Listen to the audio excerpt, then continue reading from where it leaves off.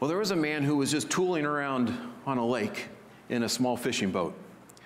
And as he was going around, he pulled into a cove, and he saw a small dock there and decided to pull up to that dock and tie off and go wander around on shore to explore a little. So he did that. He pulled up, he tied his boat to the dock, he got out, walked up there and walked around for a while, came back to the shore, and his boat was gone. But so was the dock. He looked out in the lake, and there they were. They had drifted away. The boat still tied to the dock, but they had both drifted away.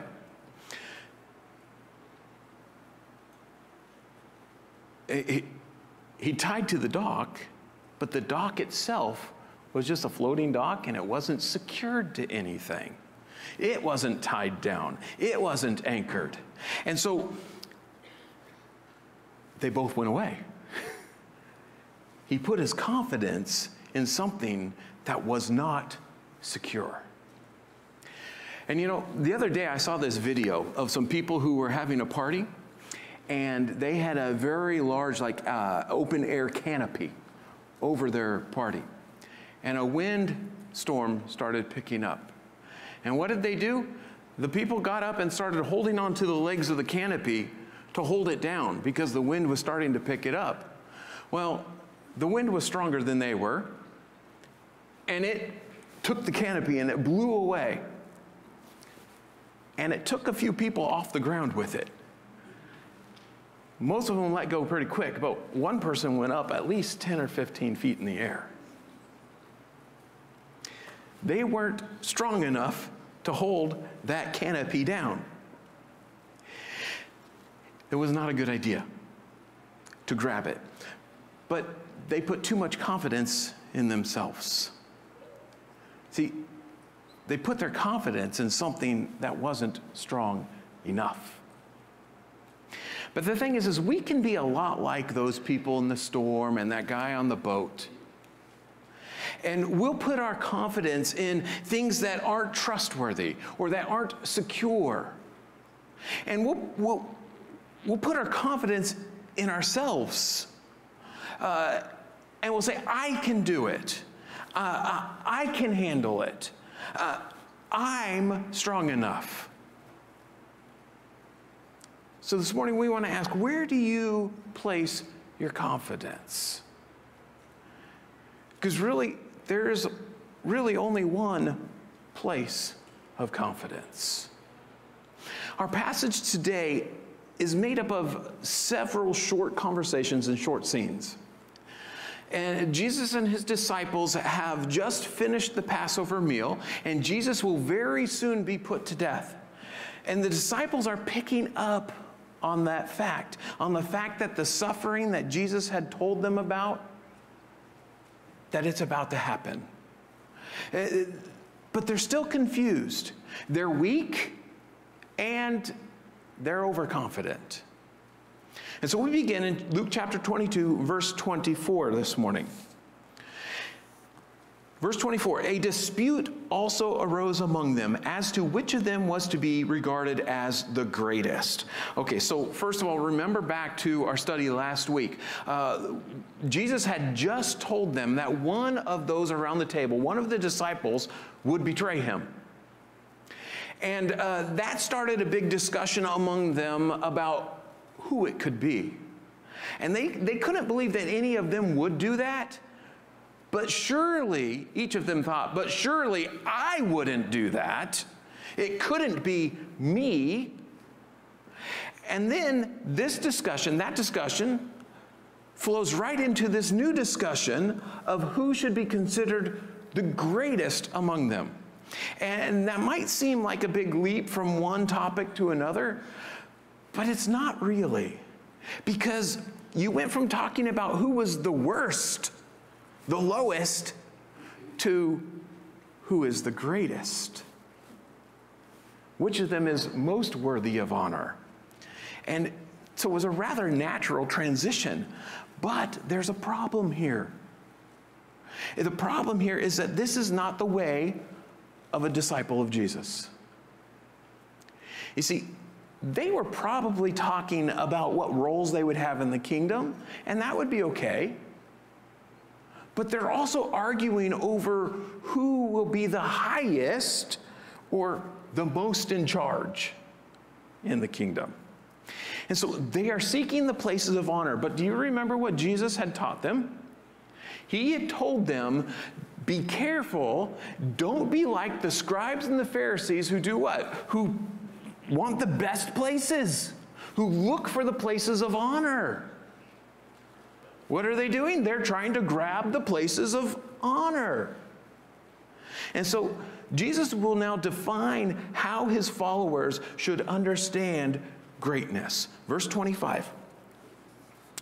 And he said to them, the kings of the Gentiles exercise lordship over them, and those in authority over them are called benefactors. But not so with you. Rather, let the greatest among you become as the youngest, and the leader as one who serves. For who is the greater, the one who reclines at table or the one who serves?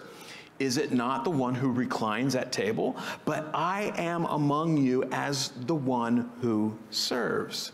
So Jesus explains that they are thinking about things wrong. They're thinking like the world, not like a follower of Jesus. He says that Gentile leaders, they exert their authority over those who are under them. And they have these honorific titles, or require people use honorific titles for themselves. And these titles, they call attention to their authority or to their special place of honor. They call for people to treat them with a special kind of respect. In Matthew and Mark, they record Jesus as saying that these rulers lord it over them. It's the same idea being expressed here. So he's saying that the world, Gentiles, he says they see leadership as exerting their dominance over other people. But Jesus says that his followers are to lead differently. They don't lead by exerting power and authority, but they lead by serving. And he says this two ways. First, he says that the greatest is to become as the youngest. Now, we understand that the youngest would often, even today, often are given the most menial jobs. Jobs that no one else wants to do. And sometimes people think those jobs are beneath them, especially people who are in higher positions. Positions where they think they need honor and authority, not menial tasks. And so, but Jesus says, no, that's not the case. He says, the greatest among you is to be humble and willing to do even the lowest of tasks. And then he says this directly. He says the leader is to be like one who serves. In other words, is to be a servant. Even though there are leadership roles, leaders are not to think of themselves as being more important than others. They're not to think of themselves as being like set apart, but as one of those he is leading. And Jesus then uses himself as the example, which totally makes sense because as followers of Jesus, what are we doing? We're following Jesus, and we're wanting to be like Jesus and live like him. And so Jesus asks and answers a rhetorical question, just from normal life experience. And he makes this point. When there's a person who's sitting at a table, and there's another person who is serving that person, most people would look at that situation and assume that the one who's sitting at the table is the greater or the superior, in the superior position. But then Jesus says that he, Jesus, who is clearly the greater in this teacher-disciple relationship, Jesus, who is clearly superior, what does he do? He serves. He serves them. Now, Luke doesn't tell us, he doesn't specify how Jesus serves here. But if you're familiar with John's account of the Last Supper, then we would probably immediately think of Jesus getting down and washing the disciples' feet, right? And that's good. That is an example of Jesus serving. But Jesus was, serving was Jesus' normal way of life. He was always serving.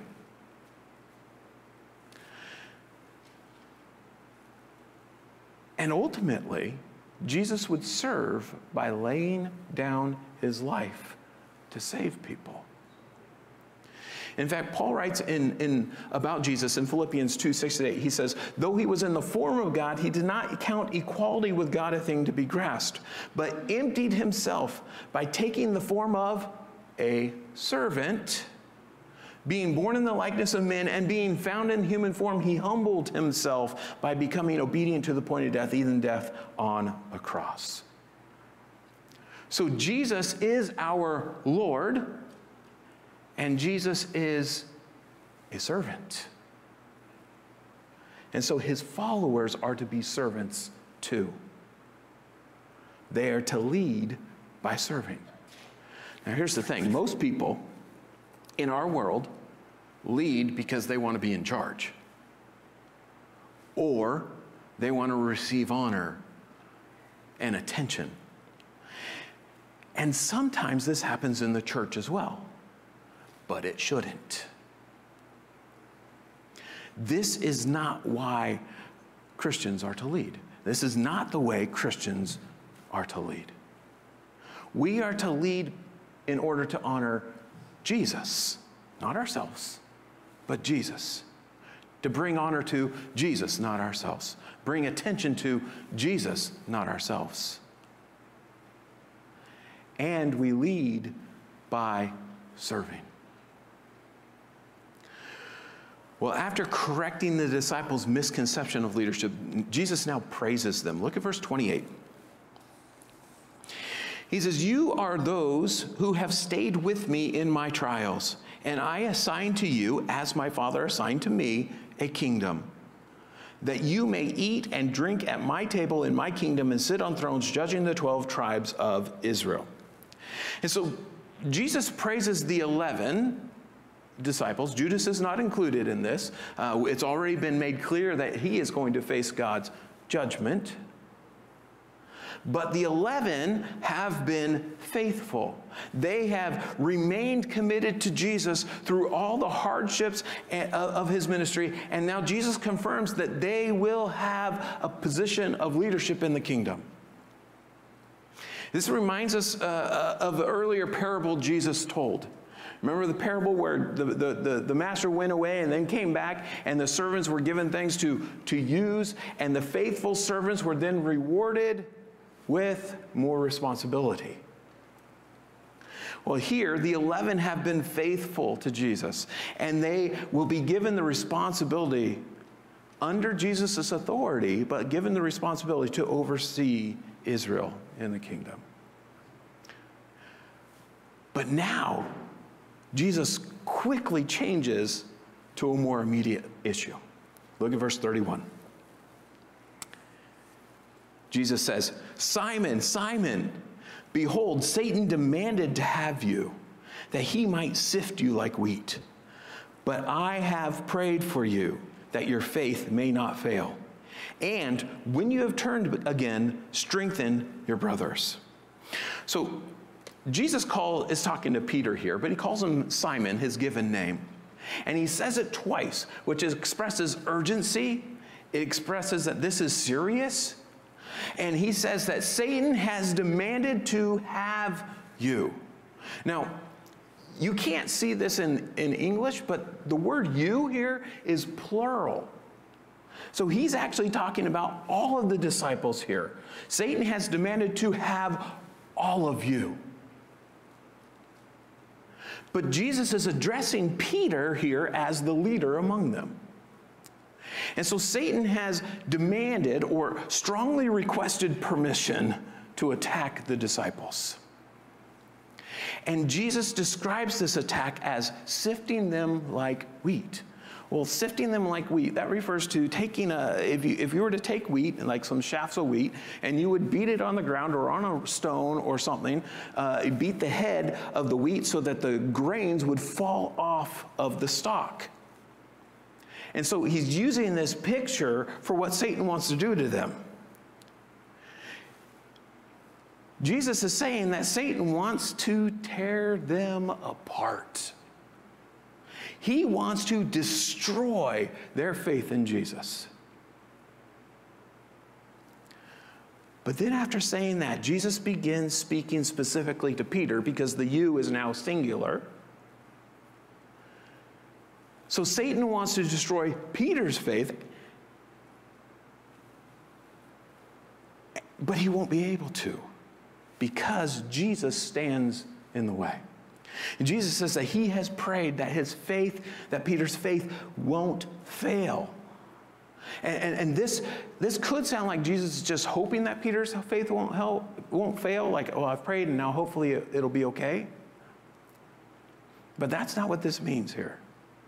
Jesus is saying that Peter's faith will not fail because Jesus has prayed. Now, of course, someone might argue, knowing what happens later, that Peter's faith does fail.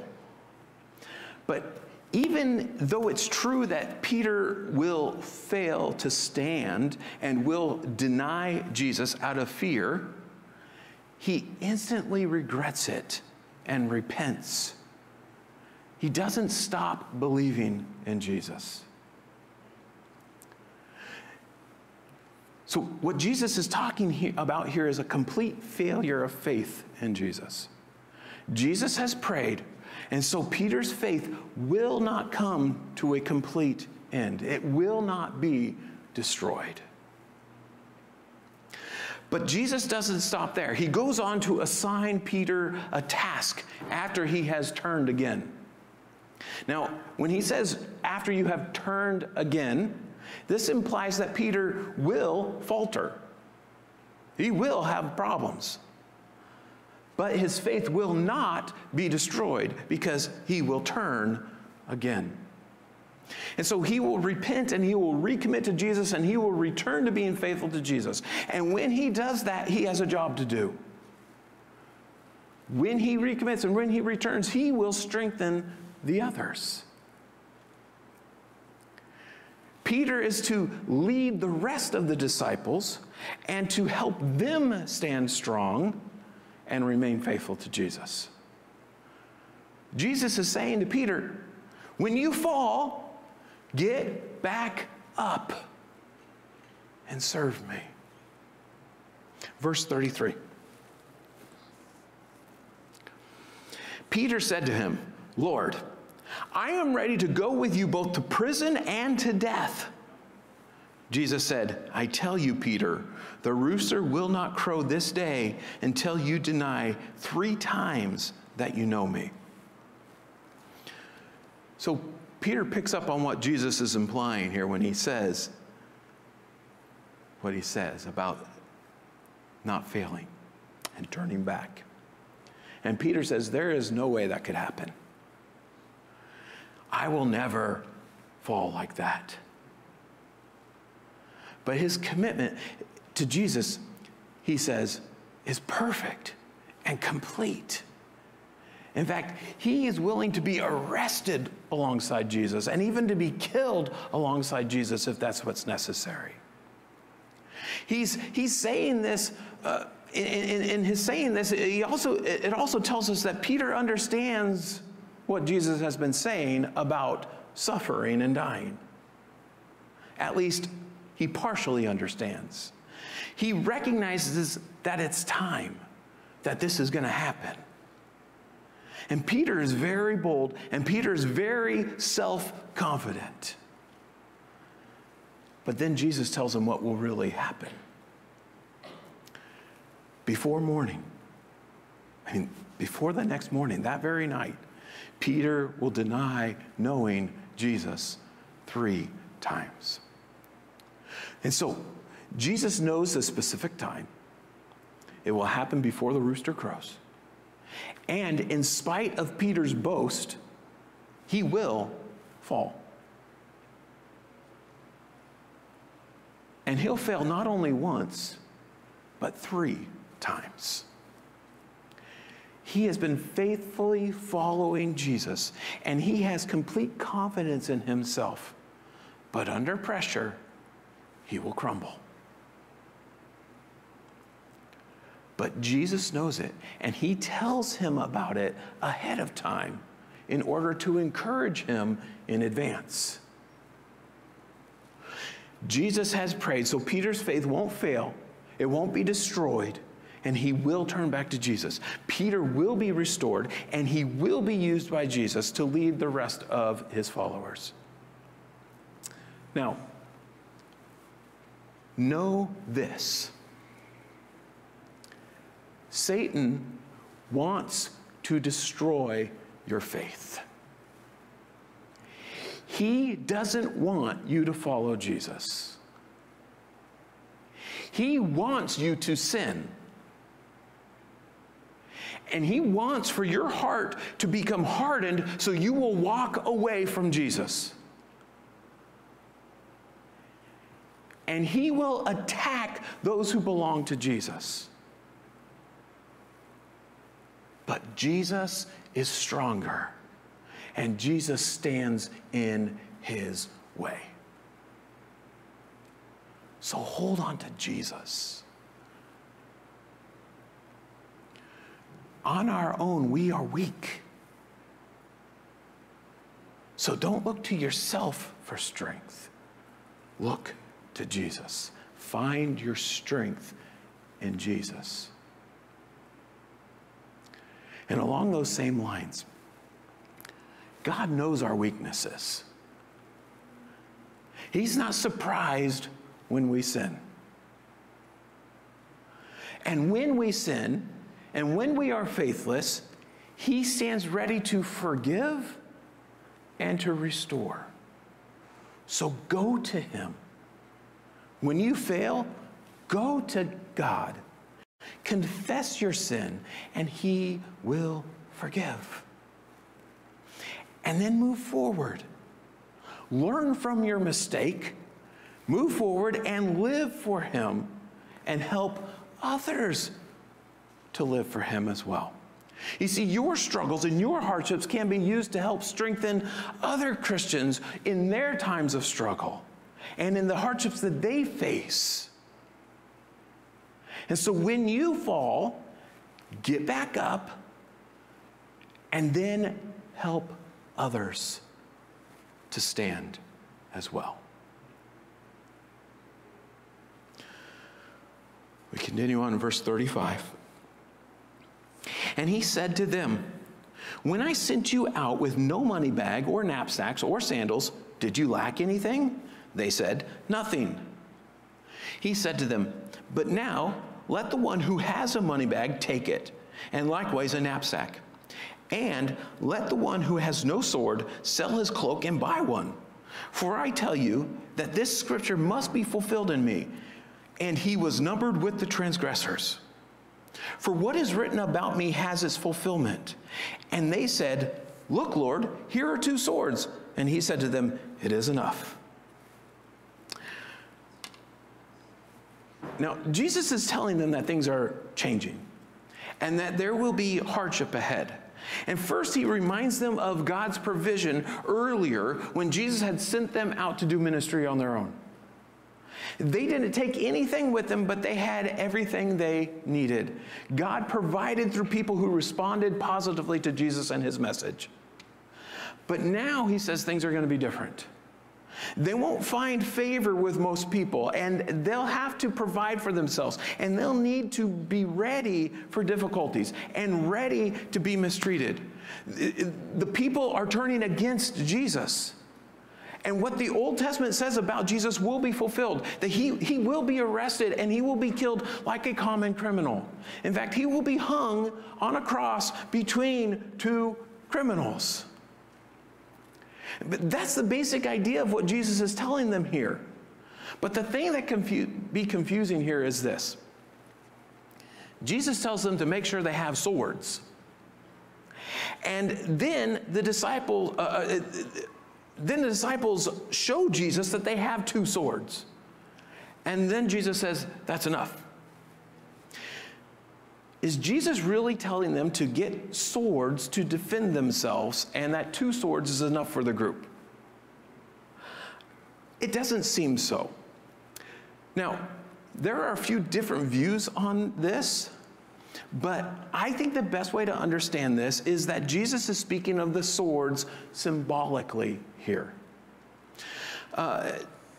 The evidence of that is that supports this idea is that right after this, Peter will take out his sword, and Jesus is going to say, put it away.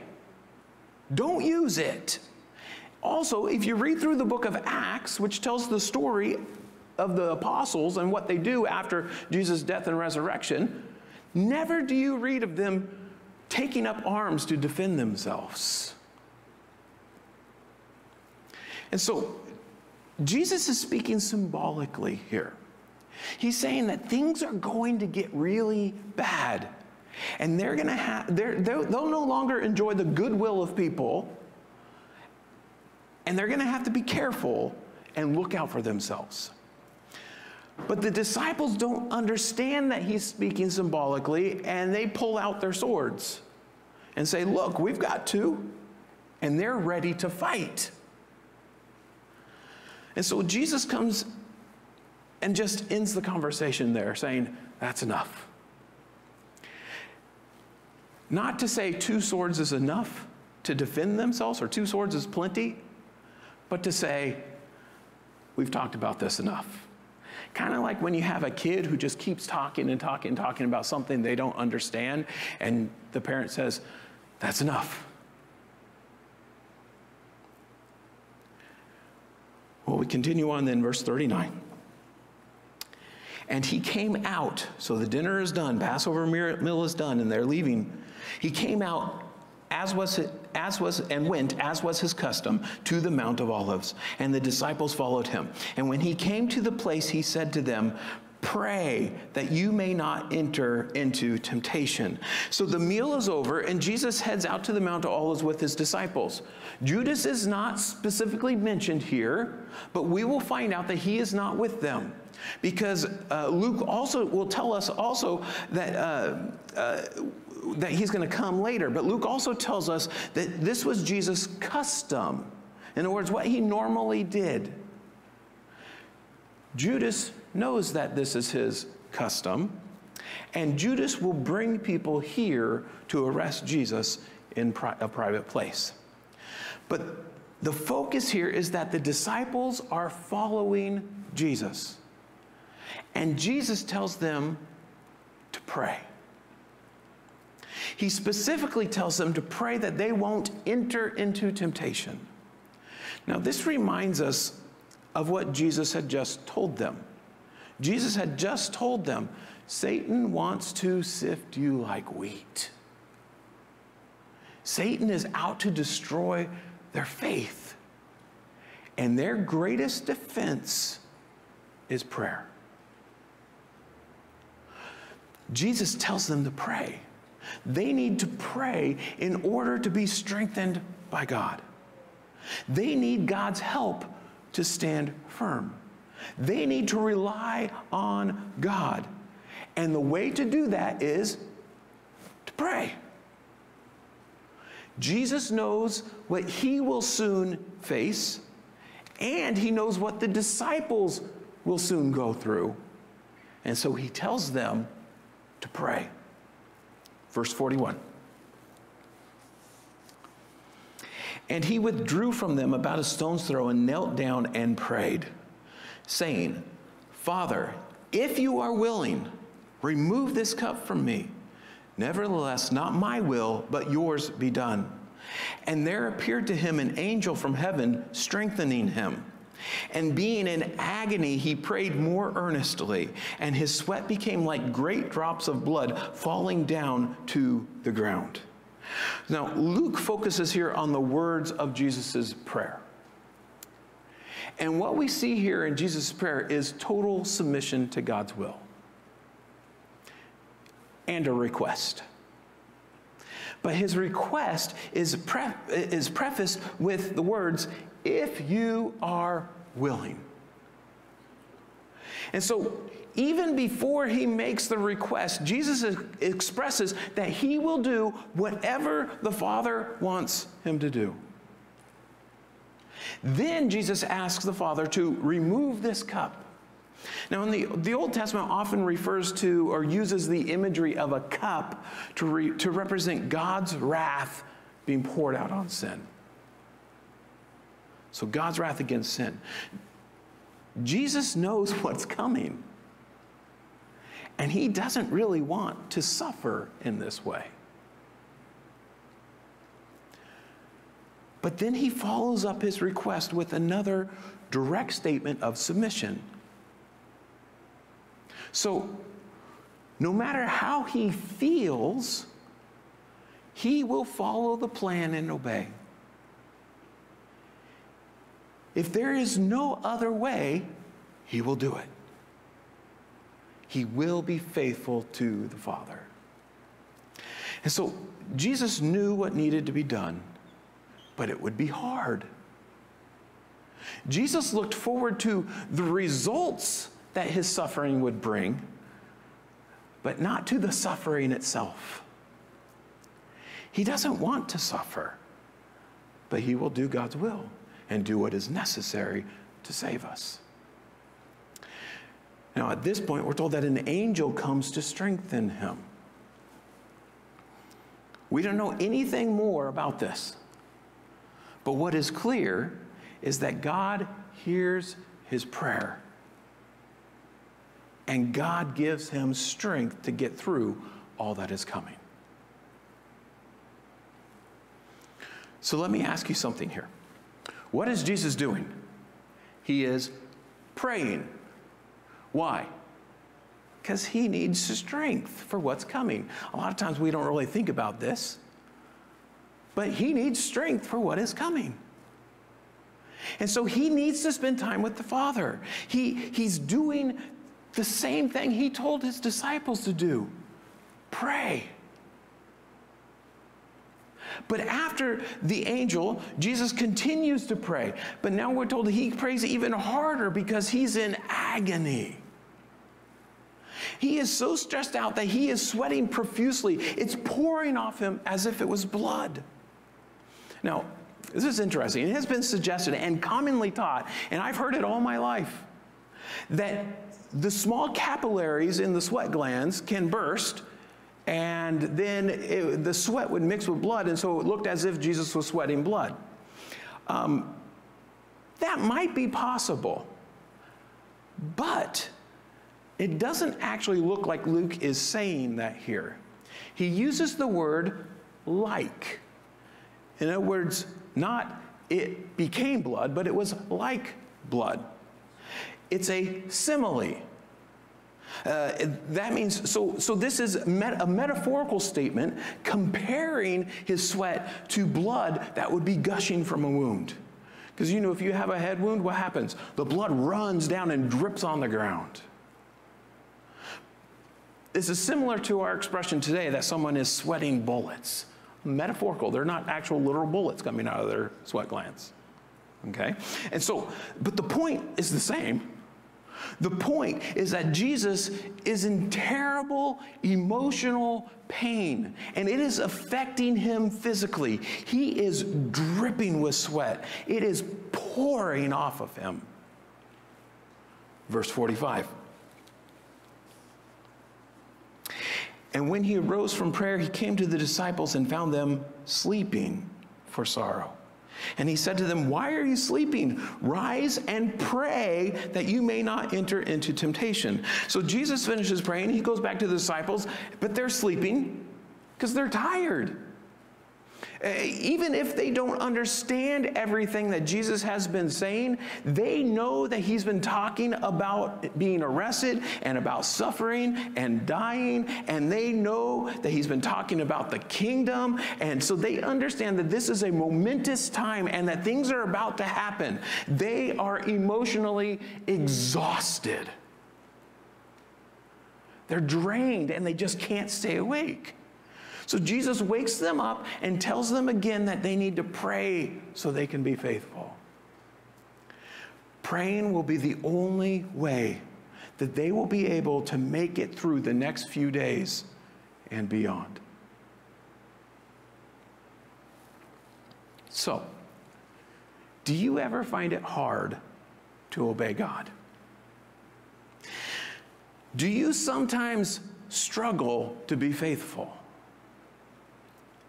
Are you ever afraid of what's coming? Do you ever think that things are impossible? Do you ever feel weak? Well, Jesus gives us the answer right here. Pray. Pray that you won't fall to temptation. Pray that your faith will be strong. Ask God to give you strength.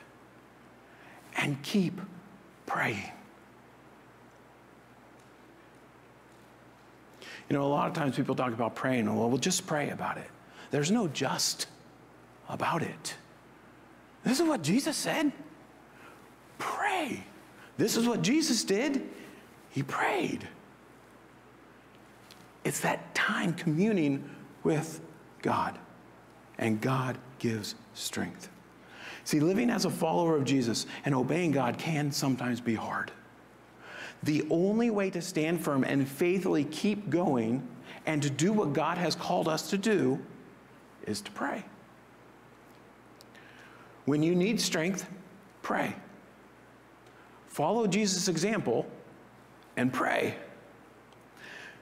When Jesus was overwhelmed, he prayed, and so should we. Obviously, I'm saying this over and over again, right? I want to make sure you get this. When he was overwhelmed, he prayed, and so should we. When you are in emotional anguish, pray. The hardship before you and the stress may not go away, but God will give you the strength to get through it. So pray. And when you're confused and scared, listen to Jesus. Let's keep going. Verse 47. While he was still speaking, there came a crowd, and the man called Judas, one of the 12, was leading them. He drew near to Jesus to kiss him. But Jesus said to him, Judas, would you betray the Son of Man with a kiss? So while Jesus is telling the disciples to pray, Judas arrives with this group that's coming to arrest him. And Judas leads them right up to Jesus, and he identifies him by kissing him. Now, they probably needed to do something like this because it was dark and they couldn't see well. And some of the soldiers who were coming to arrest him might not know exactly who Jesus was or what he looked like. But Jesus confronts Judas here for his hypocrisy. You see, he betrayed Jesus with a kiss. He's using an expression of love to attack. And then he continues on, verse 49. And when those who were around him, speaking of the disciples, saw what would follow, they said, Lord, shall we strike with the sword? And one of them struck a servant of the high priest and cut off his right ear. But Jesus said, no more of this. And he touched his ear and healed him. So the disciples realize what's happening, and they respond by wanting to fight. They ask if they should use their swords to attack, but then don't wait for an answer. One of them swings the sword and cuts off the man's ear. And we know from John's gospel that it was Peter. But Jesus immediately stops them from fighting, and he heals the man's ear. This is the last miracle of Jesus during his ministry.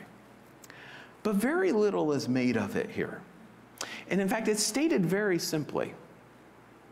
But it shows us something important. The disciples may be ready to fight, but Jesus is ready to die on the cross to pay for people's sin. The disciples are ready to fight, But Jesus responds in mercy and compassion. I think we oftentimes tend to respond more like the disciples do here, rather than like Jesus. When something doesn't go our way, when someone does something that we don't like, or when they do something against us or against Jesus, we attack, or at least we want to. We're ready to fight. Next time you're in a situation like that, consider what Jesus would do. How would he respond? And how can we show mercy and compassion like Jesus?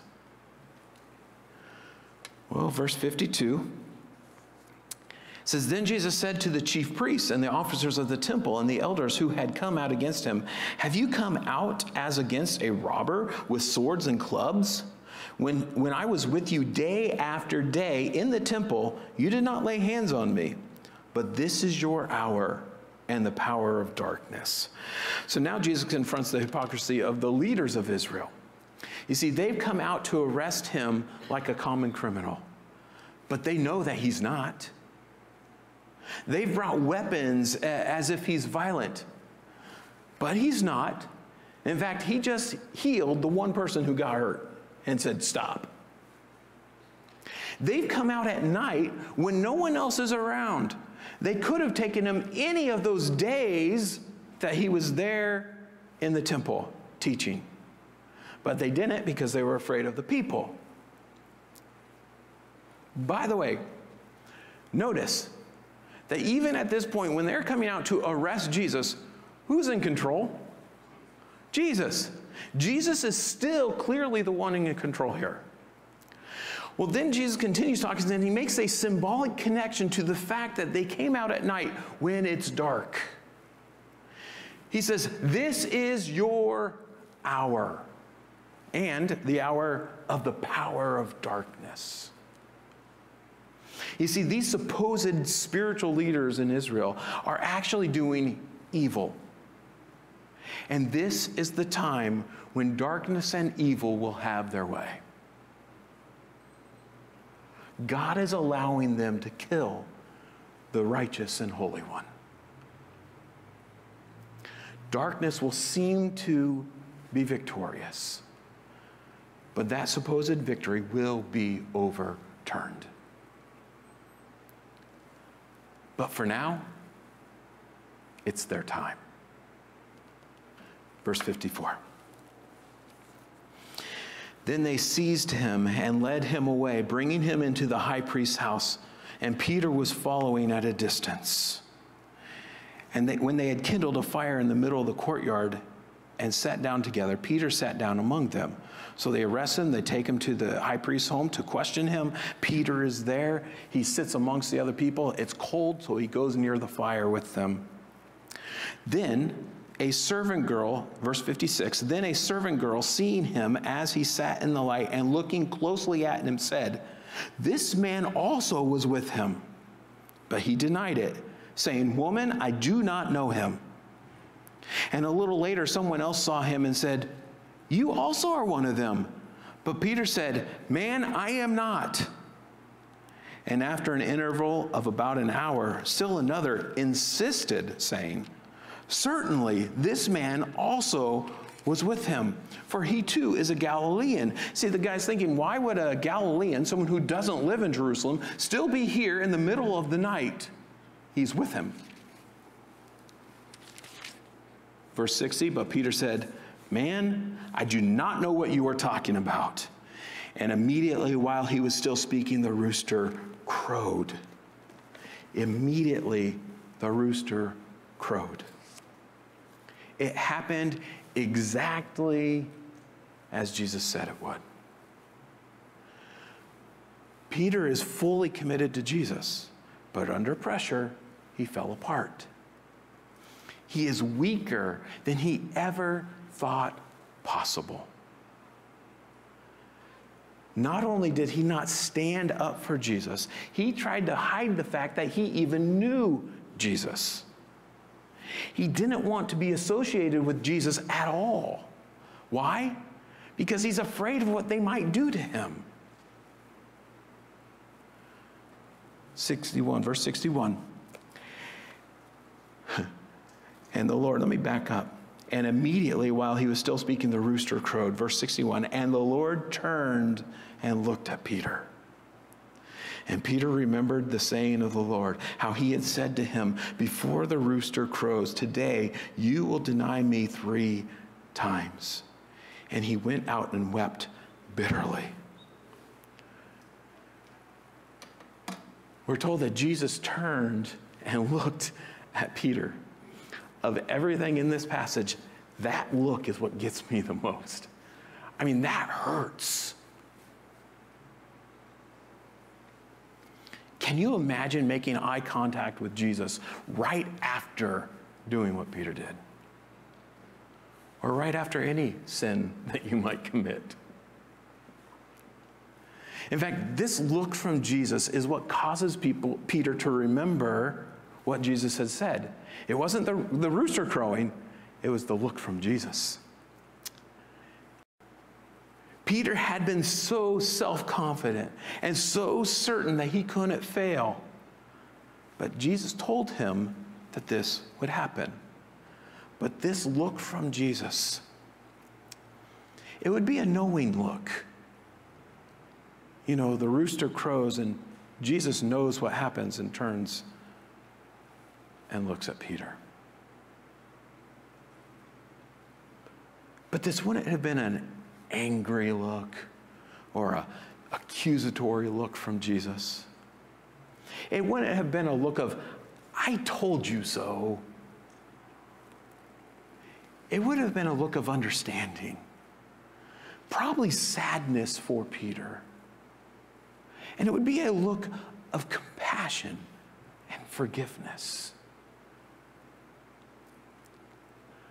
But when Peter sees Jesus look at him, he remembers the earlier conversation, and it breaks his heart that he wasn't faithful to Jesus.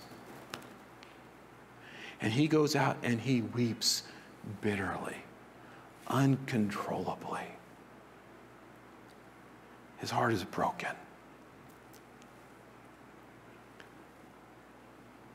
Don't be overconfident in yourself. Trust in Jesus and find your strength from God. See, God knows your weakness, and He knows what you need. He knows your shortcomings. He knows your fears, and He still loves you. And He will give you strength to stand.